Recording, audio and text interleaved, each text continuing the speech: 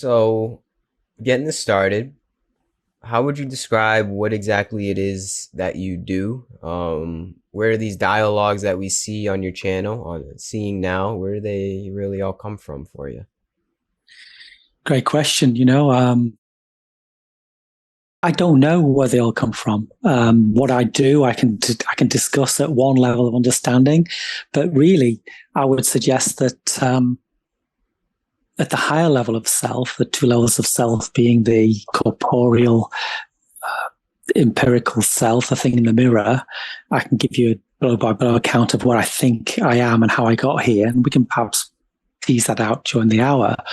But on the higher level of self, if we can start there, it's more a letting go of control Hmm. rather than a grasping of an idea of self and moving forward in life with that in mind and setting targets based on who I believe I am to myself and to other people. So I guess that somewhere along the line, and don't ask me where, but you can ask me when, I'll do my best to answer it, of course. I let go of the concept of self or me, my name, who I am.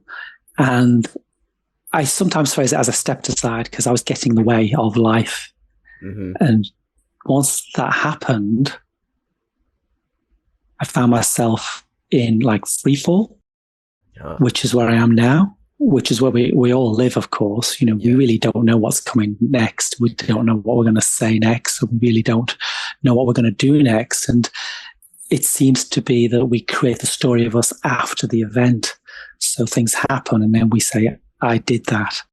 So I've started off with a lot of things there, but we can sort of explore wherever you want to go with that, or I can attempt to tie it together in more of a coherent whole if you want. Mm. I like free fall. We're all in a sense of free fall, a free fall with no bottom.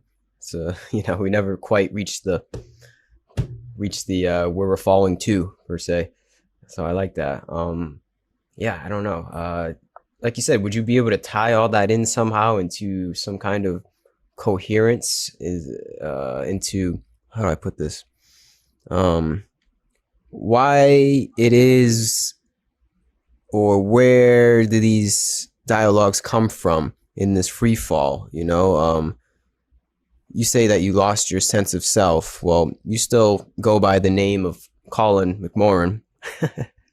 So how does that play into, like, how does your sense of self, the Colin, play into your losing of the sense of self? Do you know what I'm getting at here? Like, you still Yeah, have to play yeah. your part in a way. Of So course I do. Of course I do. yeah. So more I lost the attachment to that identity. So I'm still Hmm. here and I've still got my likes and dislikes and my personality and my idiosyncrasies and my faults and my flaws and the things I like, things I'm attracted to and the things I'm not.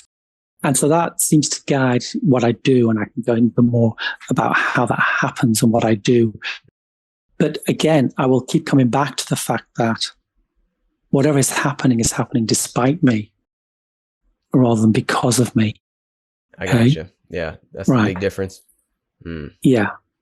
So I will keep coming back to that point because we can get bogged down in the weeds of life and deciphering which are the good weeds and which are the bad weeds and how I got where I am. But I take no pride or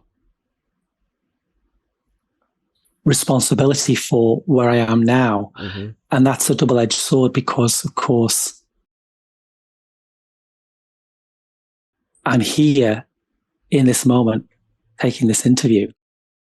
I could go back 5 years and I was in IT, and I could say, well, that's a massive shift and that's a change in my life.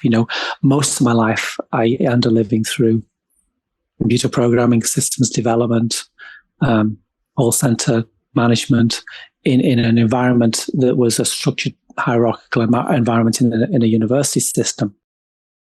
And that was an identity and that was a persona and that's how things played out. But I never felt comfortable in that world. And that wasn't a reflection of that world. That was a reflection of me Mm. not fitting in. And I can go back further into my choices that I made to go to university and do IT rather than should have perhaps done philosophy or psychology or art, but I chose IT at that time for whatever reason. I chose that. And so what I'm finding myself in this position now is a freedom from the constraints of being who I think I should be. Yeah. And with that freedom, the potential happens, and you still do things. I don't walk around saying I'm not a person or I don't have an identity. I do, but that isn't the primary focus anymore. That just kind of bumbles along as it will. And I have a wry smile at times for what happens. But the liberation of freedom, if we want to use those terms, and I can go into a bit more detail about what I mean, because they're overused phrases. Yeah, buzzwords. Okay, yeah, those buzzwords. And that's all we've got to work with here is shared symbols and concepts and words with which to describe this, of course, so we'll do our best. That liberation or freedom is recognizing what is false. So it's not that I've gained something. It's not that I've gained something that makes sense to me, that I can understand and use that to move in the direction that feels right. This isn't something that I've added to myself. It's a recognition of what is false and a burning away of what is untrue, which is pretty much everything. And in that burning away, what is left is the higher self, the transcendent self, the metaphysical self that we can point to in the great writings, the perennial wisdom. Yeah, well said. Wow. So, yeah. So it's really just about a negation of conditionality to our identity, as in, how we started this whole thing before we started recording is we'll see where it goes. Whatever happens, happens. So you try to approach life as that. You don't try to be anything. It's more just going with the flow. There's another cliche buzzword, but really that is the essence of it. It's kind of just seeing where the Tao takes oneself and going with that. So it's not like you still got to be you. I got to still be Gary. You got to still be Colin. The listener still has to be the listener, but there is a different way that we go about it, and it's less sticky, I guess, right? It's less sticky and less dense and constrained and constricted in the way that we go about moving in this human condition. More fluid. Yeah, perfectly described. Not sticky. Everyone has to be who they are. We play our parts, and that's as it should be. We can't not do that. We can't think our way out of a thinking box, so we're stuck with that as well. That's a good one. Okay. But we can burn away what is untrue and what is false. And in that burning away, we uncover what is always there, which is our default nature. We uncover what is being pointed to in all the great writings. You mentioned the Tao Te Ching and the idea of going with the flow. Well, yes and no. I mean, going with the flow assumes there's someone here that can choose to go with something that is the flow. But again, that's negated too. So it's more a recognition that one is the flow, or we are the flow. Yeah, there's no choice here. This ties into the concepts of free will and determinism. And of course, that can get sticky as well. We can talk about that. Yeah, it gets people quite hot under the collars when we talk about free will and whether we can make free choices and what exactly that means anyway. But it ties into that basically an investigation into the nature of self. And so that is a journey within. And the great question, who am I? The Siddhartha Maharaj, who am I? That the beginning question. It's not to be answered, of course. It's just an opportunity, as you said before, to look at conditioning and break down what we've been taught and how we've been taught to move in the world and what life is about. And unfortunately, in my experience, personal experience, and also how I see other people's lives playing out, is that people don't find out who they are often until it's too late, or they are forced to find out that there's something else in life than what we've been told will make us happy. Yeah. Yeah. And that can come through two ways. One of not getting the things that you thought would make you happy, or getting them. Both yeah. reveal the emptiness therein.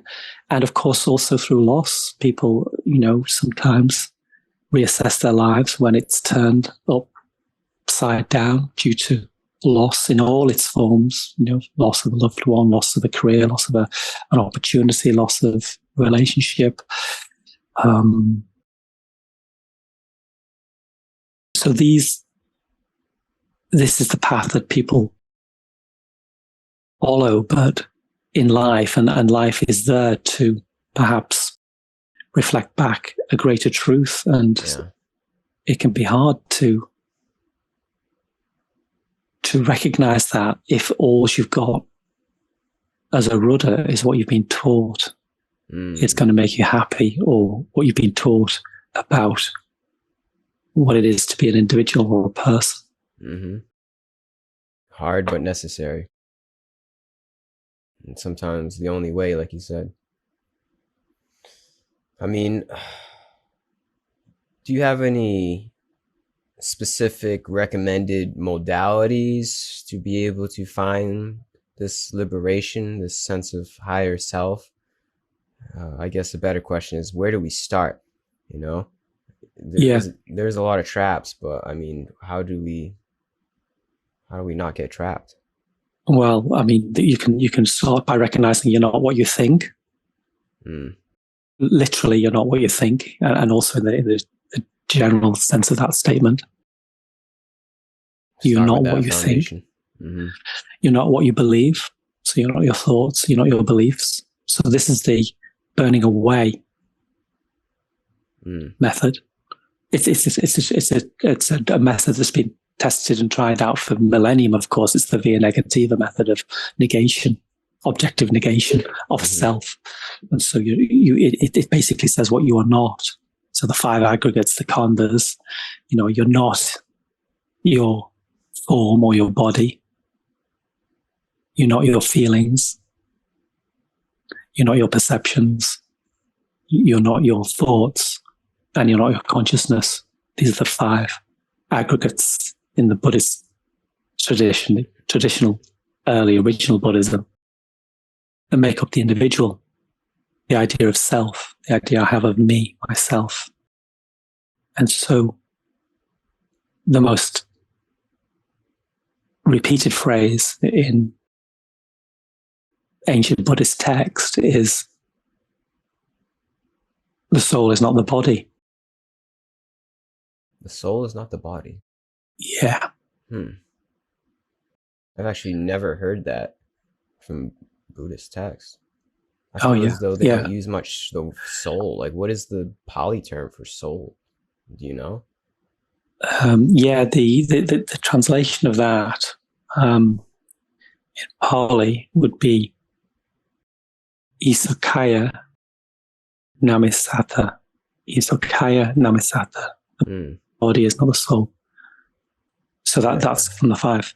That's from the 5 Nikayas, which is the closest you get to Gautama's writings. Oh. Okay, and of course Gautama's only recalling ancient texts. There was nothing original. He was a scholar of the Vedas and the Upanishads, which again say the same thing. So it's not saying there is no soul, of course. It's saying what the soul isn't. And there's a subtle difference there. We must be clear about that. Yeah. Okay. And replace soul with different terms. Often it's called pure conscious awareness, or spirit, or spirit of sanctum, or God. But then that's it takes a religious turn there, and this message isn't religious in any shape or form. Yeah. even soul could be looked at as religious and sort of dogmatic. That's why it kind of brought me like to a sort of like, soul is not the body. That doesn't sound quite Buddhist, but with a Yeah, keen well, eye and a yeah. certain understanding, one will know what, the Buddha meant by soul. It's just, Well, you need to go back to the original Akayas, because Buddhism, what passes for Buddhism didn't start in the 16th century. So the actual original teachings, and of course it's stepped down to translation. The original word for soul could be replaced by chitta, which is mind. But you see, mind gets conflated with personal consciousness. Yeah. In the West, we don't separate the two, but in the perennial wisdom, chitta in the Pali, the mind is the soul, or the Tao. It's returning to source, and it's differentiated from consciousness, and that's why in the negation of the five khandhas, consciousness is the fifth, because it's talking about personal consciousness here. Yeah. In the sense of me, I'm here, conscious of you there, Gary. Yeah. Separation. Yeah, exactly. Yeah. So this is a monistic metaphysics. This is, of course, the Advaita Vedanta perspective of non-duality in essence, which is exactly the same as the words in the original Buddhist text, and it's reflected, of course, in the Vedas and the Upanishads, and it runs throughout all the perennial wisdom. It's there. It screams out, if you want to see it, in everywhere. And even, of course, the religious takes, the great religious works, I would suggest, have the same source, which is trying to name and describe the unnameable and the indescribable. Amen to that. I say it just about every podcast. The truth is one, and the wise call it by many names. So, I like it. Yeah. It's from the Rig. Yeah. Oh, okay. Yeah. It's all different fingers pointing at the moon, Absolutely. Yeah. And the thing is, there's that distant chime of truth, or you can call it a resonance, or whatever you want to know. You know it when you hear it, and you know it's the same message and it's the same truth. Yeah. And I guess, some of us want to talk about that and discuss it and write about it. But I reckon there's an awful lot more people, 10, 20, 50, 100, who knows, more, that don't say anything, don't want to talk about it or write about it, and just simply live it, And again, we all have our job, don't we? We do what we do. The saying, before enlightenment, carry water, chop wood. Yeah. After enlightenment, carry water, chop wood. What else are you going to do? Yeah, exactly. What else are you going to do? Still going to use the bathroom. Still going to eat, sleep. What else? Exactly. Yeah. Yeah. That is a very useful statement. And I always try to keep that in the back of my head, to remain humble. It's just very useful, very pragmatic. But I do feel as though there's a different way to live after so-called enlightenment or awakening. And I'm not saying I'm enlightened. I'm definitely not an enlightened individual. But I'm touching on the waters. I may be a stream enter, as they say. Who knows? I don't even know. It's pointless to even debate where one is in the stages of awakening, to be honest. But what I'm trying to say here, my point is, I feel as though, yes, chop wood, carry water before, and chop wood, carry water after. But there's something different about one's will that comes about. Like you said, when we become the Tao seemingly changes up the way that Gary acts in the world. I can't deny that before I was on this path, my behaviors were different. I just acted different. I spoke different. My energy was probably different. I felt different. I literally wasn't as happy, to put it simply. So there is, and I still, yes, have to chop wood and carry water now that I have learned a lot about Dharma as before, but yet there's something very different in the way that I live. And it really just comes down to, honestly, a great simplification of life, like a great simplification of my lifestyle, to stay on that wavelength of being able to see this one transcendent vibration, the oneness of all, to be able to see that as much as I can and resonate at that. There is a difference in the way that I guess you could say I chop wood and carry water. Do you feel the same in your life? Like, how have you changed? Have you changed at all in the way that you live your life, or in how you speak to people, or how you just see your life and the world altogether now that you're on this path? I think part of me has stayed exactly the same, and part of me has changed beyond recognition. And I don't know how those two things can coexist, but they do. Yeah, I agree. Certainly things get simpler. Yeah, yeah, yeah, yeah. People want to be enlightened. It's the last thing that the individual would want, because it means the dissolution of that individual. It's the last thing you would want, man. No one wants to be enlightened. People who want to be enlightened are going in exactly the opposite direction of any peace or freedom or liberation. That's interesting. It's the end of you. It's the dead man walking phrase that's used in all the ancient texts. The dead man walking has been hijacked by popular culture, meaning someone on death row, and it's nothing to do with that, of course. Dead man walking is the fact that you recognize that the death of the self, the false self, has died. And then there's a freedom then that comes with that, because there's nothing left to defend. You're not at stake anymore in your own life. So the freedom comes from recognizing that the false self, the constructed identity, the egoic self, is and always has been illusionary. And then with that realization, you carry on carrying water and chopping wood. But yeah, there is a qualitative difference, but it's not really to be known or owned. Yeah, like a less of a seriousness in the illusion. Yeah, I mean, there's a playfulness. The most successful people are people who bring play or lightheartedness to their work. I think so, and humor too. I feel, and humor from it. It's and that's lightness of being, enlightenment. There's a lightness to that being that isn't cultivated and isn't owned or even known. This is the mystery. That free fall sounds frightening as hell to the egoic self. No one wants to be in free fall. Everyone wants the feet on the ground and wants to know what the hell is going to happen next. Stability. Exactly. Planning for the future. And of course, this is the balance, the delicate balance between being and becoming.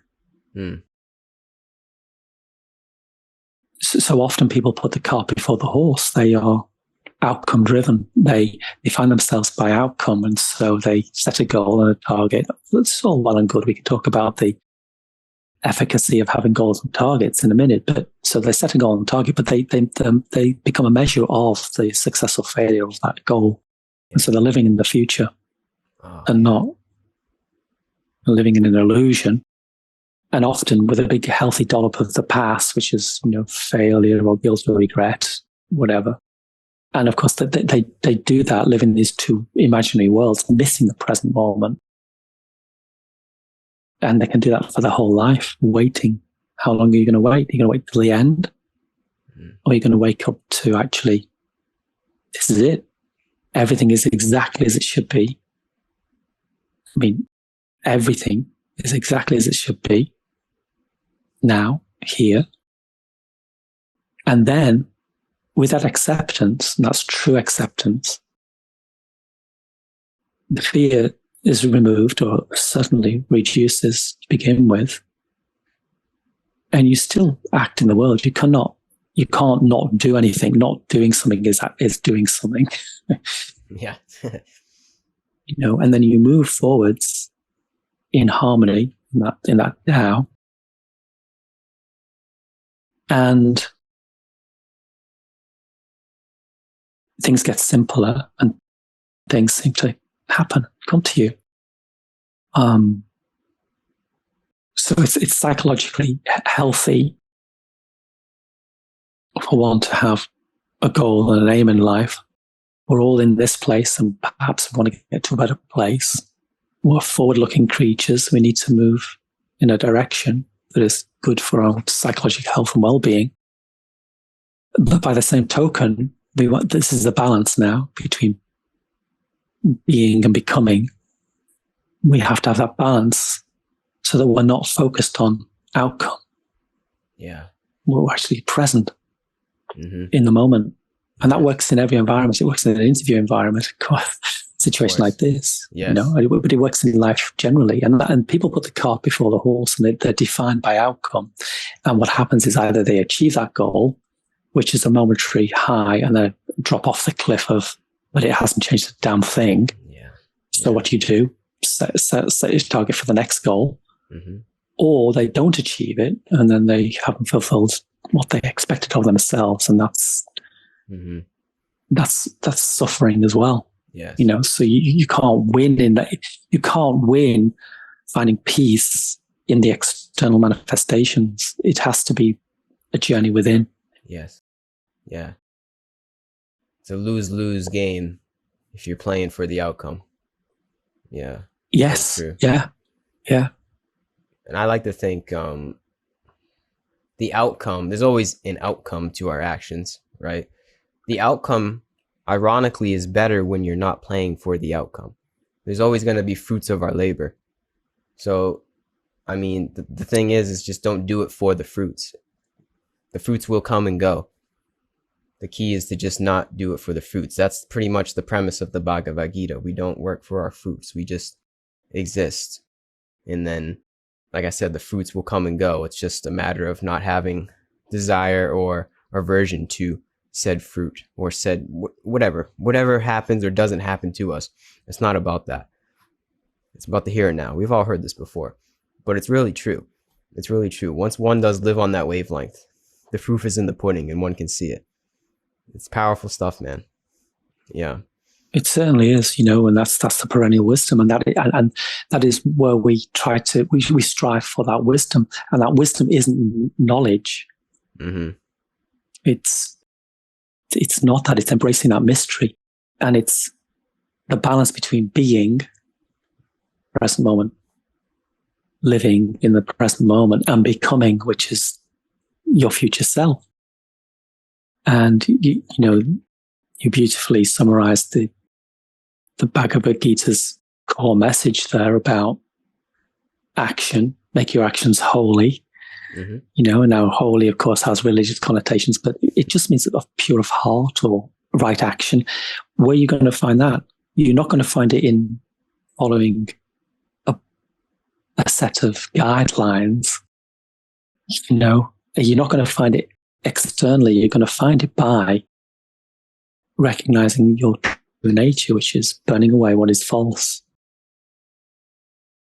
What is true doesn't need to be known. Nastasigadata Maharaj perhaps said there's no need for truths, just find out what is false, because there aren't any truths. And, there aren't any truths in as much as truths that we can know and then use for our benefit. Yeah. In truth that we could even convey with words, really. Yes. Yeah. It's the irony of us doing a podcast trying to talk about it. Well, exactly. Yeah. But we've got, we're following in the great footsteps of, Lao Tzu himself, who starts off in the Tao Te Ching saying that, the name that can be named is not the ultimate name. The truth that can be told is not the ultimate truth. And then goes on for 81 chapters to try and describe it. Some people are driven to try to point to this. And I don't know why, that I'm one of those people.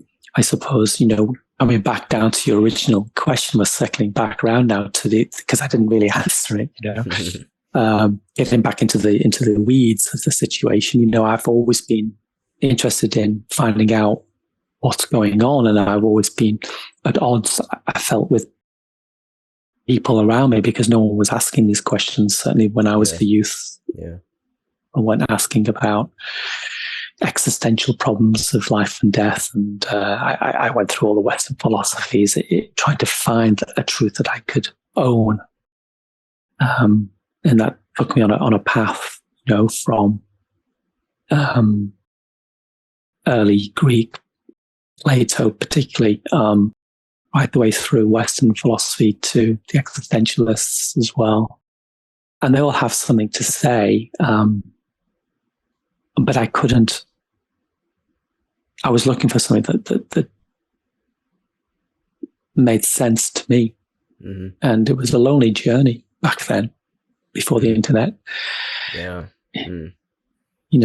And with no one to talk to about these ideas, and certainly school was not an environment where you could have free thinking. I learned very quickly it's about conformity and measuring up to benchmark standards, of course, and still is. Really. Yeah. Yeah. Unfortunately, so that journey stuff in school. Well, it's a pity though, isn't it, Gary? Because this stuff is the highest form of inquiry, and it can pay. It can pay off, not in the sense of a goal at the end of a lot of hard work, but it can pay off in the here and now through again letting go of that story of you, stepping aside because you're in the way. I was in the way. It's of expectations of self and what I thought I should be to other. And I used to, when I was young, I used to see people and I was think, how can they be? They look confident to me. How can they command this attention in a room and just be so well prepared and so, clear in what they're saying, whatever environment it is, whether it's an IT presentation, it doesn't really matter. Mm-hmm. What's going on there and how can I be like that? And they must be so knowledgeable in all the environment that they're coming in, that they can come into that room and seem so natural. But of course, that's not what happens. That's not what's happening for that person. What's happening when you see that is there is someone that isn't coming in with any armor on. Yeah. Is totally clear, fresh, pristine, and in the moment. It's totally in the present moment and isn't trying to protect themselves. Yeah. And it can come across as ease or even confidence, but it's when you see that and you recognize it's something different. It's not confidence at all. What you're seeing is something missing in that person, not that something's added to that person. Mm-hmm. And the thing that's missing is the self-protection. I have to put on a show here that I'm going to be judged. And when you realize that both your story and everyone else's story is an illusion, then you can play. And then that comes across as confidence or ease of being. But it's misinterpreted sometimes, I certainly did. I couldn't understand it. I wanted that, but I didn't know what it was. Yeah. Powerful stuff. Yeah, it's no defenses. When you see someone that is real, authentic in their being, in the way that they play, there is something very special about that. True confidence, like not even trying to act confident. They do appear confident, obviously, but they don't say, I'm going to be confident today. Just truly somebody being themselves. It is something special, man. And it does come from that, ultimately stems from all of that. All of our suffering comes from that. Having some kind of defense mechanism built up, trying to put on a show, Yes. Mm-hmm. This is the Zhen Ren, the authentic self in Taoist philosophy. And the authentic self, not in the way it's being hijacked again, in the West and more recent time, not being your authentic self, but literally finding out what you are, not who you are. Mm-hmm. Mm-hmm. Yeah. Now, how could we describe, I'm pretty sure we've touched upon it a little bit here already, but if we can dive into it more, how does this authentic self with a capital S, how does it negate suffering? Like, how do we truly transcend suffering? Why is this the way out of suffering? And maybe some may say the only way out of our suffering. How would you describe that? Maybe to somebody that has no idea to what we're talking about right now. How could you describe that simply? Okay, so first of all, I think we need to be clear about what suffering we're talking about here. Mm-hmm. So I would suggest, first of all, there's no escape from corporeal suffering. Empirical self, the body, is going to age and it will pass. So this is the lower self. So the suffering there, it will be what it is. Now, it can be tempered by the right attitude, but the body will suffer. Okay, so we can't transcend that suffering. If you've got a toothache, and we all had toothache, They suck. then what are you going to do, man? Are you going to sit and have a deep meditative half hour, or are you going to take painkiller or visit the dentist? So I'm not saying that you can't make it a little bit more bearable with the right attitude of mind, but nevertheless, there's suffering there. Okay. Mm-hmm. So the suffering that we can perhaps do something about is a psychological suffering. Mm. And that's probably 95% of our suffering. Mm-hmm. You know, I mean, the body itself has an innate intelligence left to its own devices. You know, you just have to look at the animal kingdom to see how animals, you know, deal with ill health and death. You know, it's serene, it's beautiful. So the body is the body. We'll talk a little bit more about that if we have time, but the suffering that we can perhaps transcend is the psychological suffering. Okay? So when we look in the mirror, we see a mind-body unit. It's form and it's psychology. It's a mixture of the two. We pretty much understand what the body is to a large extent. Mm-hmm. Psychological suffering, of course, is what the Buddha talks about, which is attachment. You know, it all comes from desire or attachment, mm-hmm. wanting things to be different to how they are. And linked with that is our attachment to thinking, our connection to thought. And most people haven't even considered the possibility that they are not what they think. It's not that they believe what they think, that there's just no separation there. Yeah. Yeah. So the metaphysical transcendence of self is a transcendence of psychological suffering by recognizing what you are not. It's back to the negation again. Yeah. Mm-hmm. And the easiest way into that is to negate thoughts, and it's very easy. Now, this is a practical and applicable methodology based in logic. You can separate from any thought. Given the right intention and the right focus, you can separate from any thought. Mm-hmm. Okay? You can't stop the thoughts arising. Okay? Might as well try and stop the tide from coming in. Mm-hmm. The fact you can't stop the thoughts, again, is an indication that you're not the thought. Okay? And the fact that you can't decide never to have that thought again, wouldn't that be wonderful? If you could decide, right, well, that's not really serving me, so I will do away with that thought and that will never enter my head again. Yeah. The fact you can't do that as well is an indication that you're not your thoughts. Mm-hmm. So bringing it back down to being able to separate from a thought, okay, this is often called the witness perspective. Yeah. Which can get us into difficulties, but it's a good first step. It depends on where you are in your conscious awareness, but it's a good first step for someone who's never considered the possibility that they're not their thoughts. Yeah. This would be, and I work with people at all different levels of, let's say, conscious awareness. So I get a feeling early on in the sessions where someone's at, and so I hopefully pitch it at the right level. So if you can separate from a thought, then you're not the thought. That's the beginning of recognizing what you are not. And of course, with that goes beliefs as well. You know, your beliefs. People identify strongly with their beliefs, whether it's a religious belief or a belief in their football team or a belief in themselves, or doesn't really matter. Yeah. So that is ignorance. Yeah. Not seeing.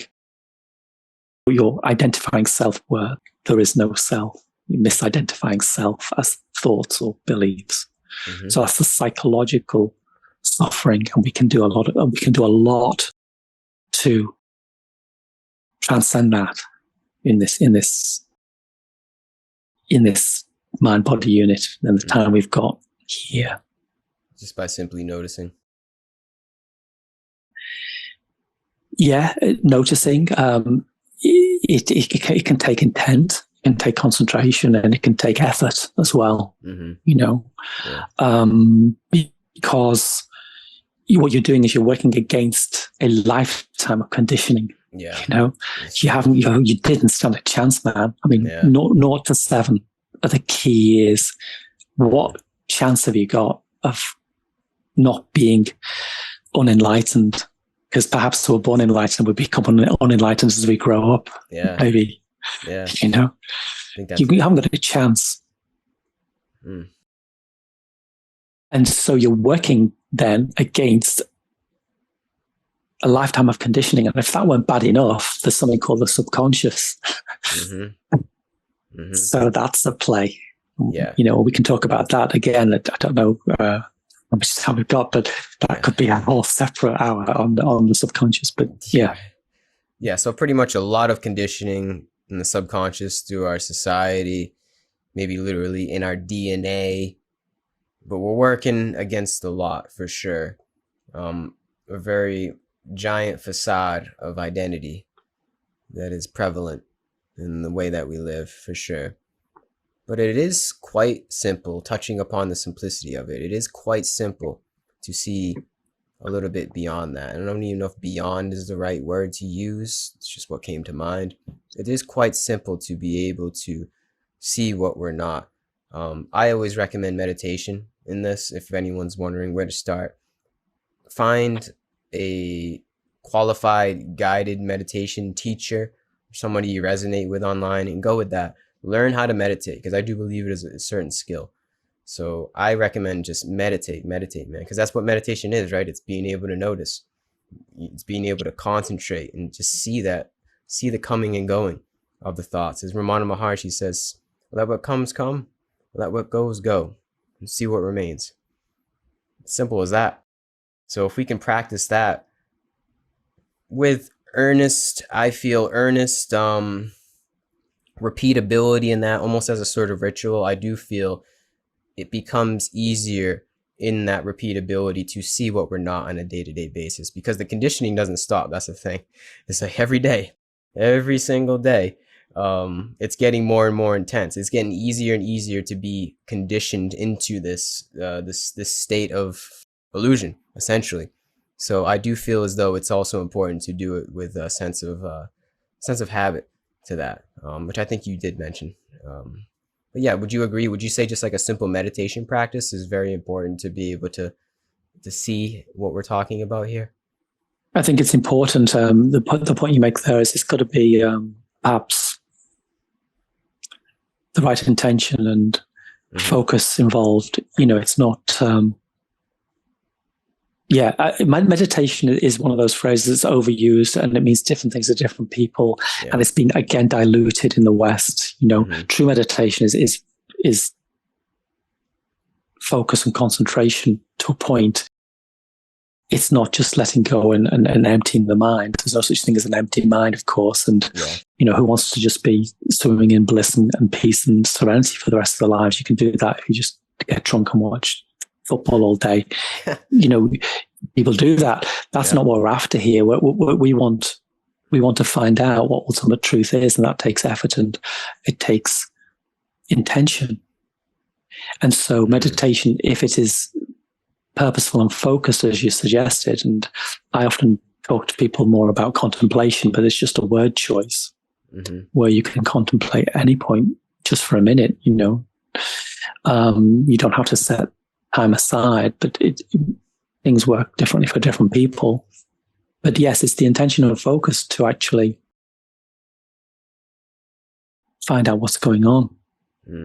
Rest, let go, of the constructed identity, if that's possible, let go of conditioning, if that's possible, but certainly stop doing what you're doing and enter a quiet, a peaceful place. And if you have a guided meditation with someone who knows how to guide, that is a very useful start, because often people fall into what they think is meditation too easily. And it's all it often does is just reinforce the identity, the egoic ego.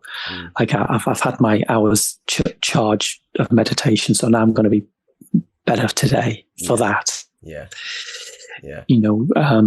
So true meditation is serious stuff. It's not for the faint-hearted. Yeah, it's not just like a hobby. You're going into the core of being itself, and along the way you're going to have to burn up a lot of what you think is true. You're going to burn that away, and what is left is indescribable. That is the higher self, or the soul, or the chitta, or the mind, or the awareness without content. It's got different names, and of course you use a word and it sparks off associations in people, and that's why I use lots of different words. And often that's the beauty of working one-to-one with people as well, of course, because you can find out what works for them. Yeah. Very true. So meditation or contemplation is an intention to move towards wisdom. Yeah, that was going to be my next question. Is like, what is the intention that we could, if there's one intention that you could generalize, and I know you just stated that you really can't, it has to be sort of subjective, but you say move toward wisdom of the self, like earnest wisdom to like, what is this? Who am I? Like earnest, like not doing meditation for something, like you said, like a hobby or an exercise, like truly saying, I'm just going to sit down and say, just see what's going on, like see what I am, just wisdom. Wisdom. Exactly. And see what you're not, and recognize what you're not. More important. So again, just to repeat the 5 khandhas. The khandhas are like aggregates, 5 aggregates, that make up the mind-body unit, who the names, the identity, the story of me. It strips away everything that one thinks and associates as self, small s, and what's left is self, capital S. Yes. Which is the unnameable, unknowable, immutable, ever-present, undying, never-ending, unborn perfection of being, which is what holds all manifestations. It's the Tao in the Tao Te Ching. It's Chitta in Buddhism. It's spiritual sanctum. It's the soul. It's been pointed to and named many, many times throughout our history. And when I fall upon words that resonate, that distant chime happens. Bhagavad Gita, Ashravaka Gita, Advahuta Gita, Tao Te Ching.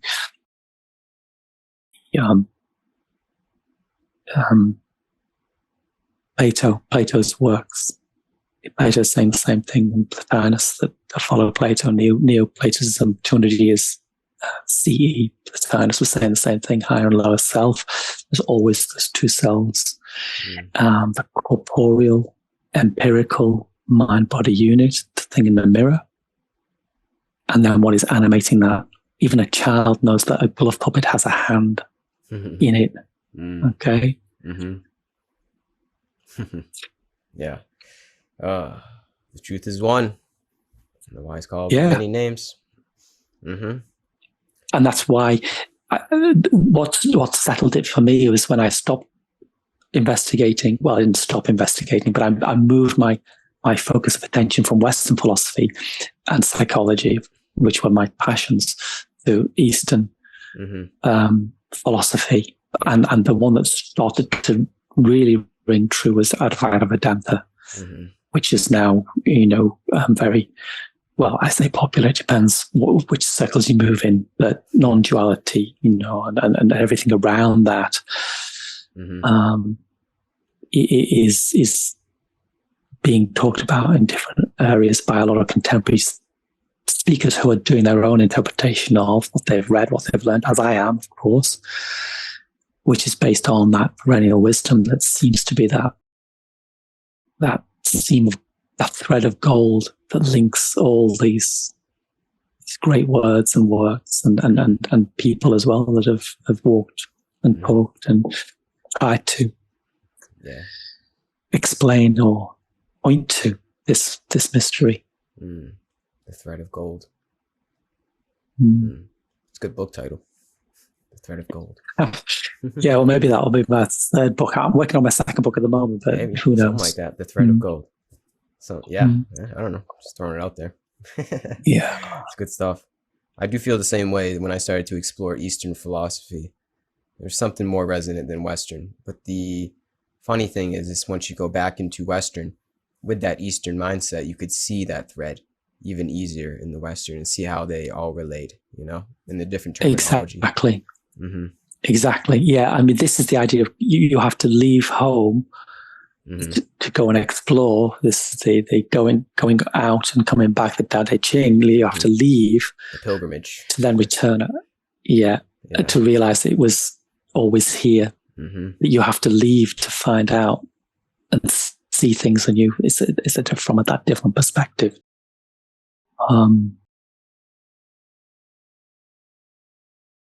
And I'll use an analogy here to maybe point to these two higher and lower cells. It's not my analogy, so I'll give a nod to Ken Wheeler, whose analogy it is. But basically, and he'll do a better job than me. But it's funny, isn't it? Because when you're trying to describe the indescribable, you look around to see who's talking about it, and some things resonate and say some are right on the money. Yeah. And then you incorporate that into your own way of teaching or thinking or behaving. I've done it all my life, through Western philosophy and through the various teachers. And this is the idea, and it's a very good analogy for the higher and lower selves as the radio set and the signal. So the radio handset, of course, is a finite object, which is the body. That's the mind-body unit, the sense of identity, the thing in the mirror. The handset is made up of components. It's born in time and it ends in time and it'll wear out. Okay. And then that broadcasts, but it needs the signal. Okay.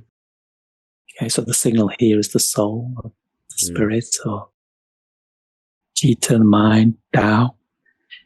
And people think they have a soul. They have a soul. Well, that's like opening up the radio handset to find the signal. You're not going to find the signal in the handset, man. It's not there. Yeah. Put it. Yeah. It's just not there. The signal doesn't have coordinates in time. It's not in space time. The signal is both everywhere and nowhere. Yeah. The radio can't function without it, of course, but it's not in the radio. And when the radio dies, the signal continues because the signal isn't a thing, an object. It's not a component. The handset, mind-body unit, the thing in the mirror, is made up of components that will wear out. And that was what I was talking about. There's no escape from physical suffering. The components will wear out. Anything that is born in time is subjugated to die. Everything and anything will do that. Of course, the signal in this analogy doesn't have a beginning or an end in time. It's not a thing.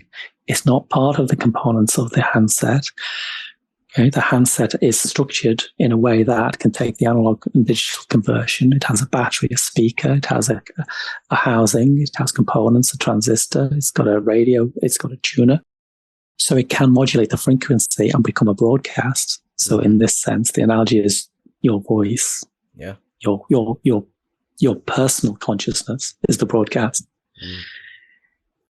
But the signal isn't touched by that, in that both are the same. This is the Advaita Vedanta position that all is one, of course. So for the purpose of this analogy, we've separated the two, but they both work together. They're two aspects of the same thing. Mm-hmm. And so wisdom is recognizing that you are the signal, not the handset. Yeah. That's the switch. That's the big switch. Yeah. Mm-hmm. Yeah. Yeah. Well said. You know what? On that note, I think we can probably wrap it up. We've used countless metaphors in this conversation. I don't know how much longer we could go, but that's a great one to wrap it up at. That's awesome. Yeah, we are the signal, not the receiver. Like I said, it's the voice too, and that just rung true. The word became flesh. You know, in the beginning was the word, and the word became flesh. It's like the signal became flesh. That's exactly the same thing. The logos, yeah, that's the same thing. Yeah. So this analogy can be shown, and it's been those analogies have run through the great teachings that are saying the same thing, but in different times and using different situations based on the environment at the time. But again, a nice link back into that. Yes, it's the link. That's the thing too, is when you said we take a little bit from other teachers, whatever resonates, and we use it. And in that way, you become the link. You almost like form your own link to this golden link of Dharma, you could say. And you become the signal. I mean, we always are the signal, but I'm talking about the signal of trying to describe the signal. It's you become this sort of continuation. That's how I like to see it. You almost become the Dharma in a way. Powerful stuff, man. I don't know how much more I gotta say. Do you have anything that you want to say to wrap this up? No, I'm just here to answer questions and to see where it goes, but I'll let you do the wrapping up. I think it was this was a great talk. I think it went to some really cool places, interesting places. Like I said, a lot of metaphors, but at the end of the day, there's only so much that I could say. There's only so much that one could listen to. I would recommend to anybody listening, and I say this a lot, but I can't reiterate it enough. This is something that is subjective. You have to figure this out and find this out yourself. There's only so many books that one can read. There's only so many podcasts that one can listen to or YouTube videos that somebody could watch. Ultimately, you have to save yourself.